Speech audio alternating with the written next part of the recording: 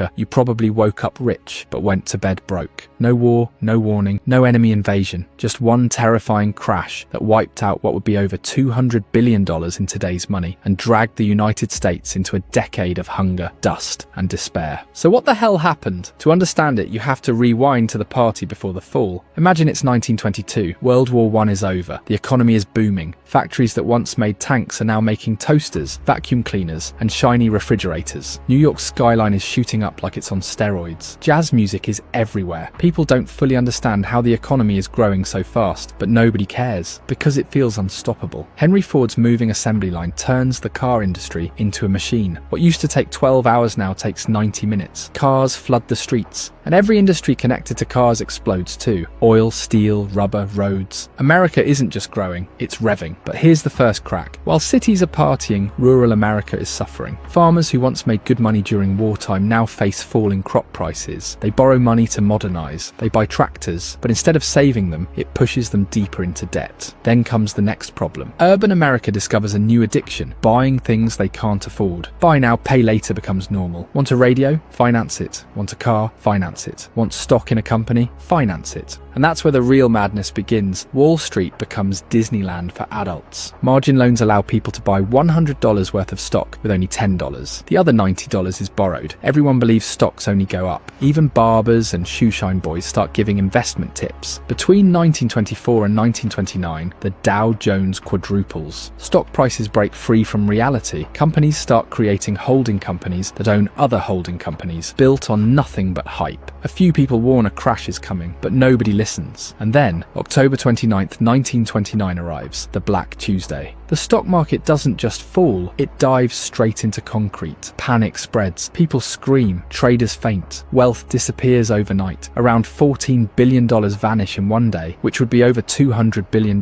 today. But the crash wasn't the bottom, it was the beginning, because now the margin calls start. Brokers demand the borrowed money back immediately. Investors can't pay, fortunes collapse, then banks collapse. And once people realize banks might not have their money, bank runs erupt everywhere. Entire families lose everything. And the disaster spreads worldwide. America pulls back loans from Europe, and fragile economies break apart. Global trade collapses by half within just 3 years. By 1931, the country is on its knees. Unemployment hits 25%. 1 in 4 Americans can't find work. Factories shut down. Bread lines stretch across cities. Children faint in school because they haven't eaten in days. Suicide rates rise. People stop planning weddings and having children. Then nature kicks America while it's down. The Great Plains turn into a nightmare. Dust storms roll in like black clouds. Crops die. Livestock suffocates. Families flee west, chasing survival. President Hoover tries to hold things together, but refuses large-scale aid. His name becomes a symbol of suffering. Hoovervilles, Hoover blankets, Hoover flags. Then in 1932, even war veterans march to Washington begging for help. The government answers with tear gas. America is not just broke, it is broken. And then in 1933, Franklin D. Roosevelt steps in and delivers one sentence that feels like oxygen. The only thing we have to fear is fear itself. And for the first time in years, the country breathes. FDR launches the New Deal. Jobs programs put people to work, building roads, bridges, dams, and schools. The TVA brings electricity to forgotten towns. The government creates new rules. The SEC to control Wall Street, the FDIC to protect savings, and Social Security to ensure people don't collapse with nothing. Slowly, life returns. Not with magic, but with work, structure, and hope. The Great Depression didn't end with fireworks.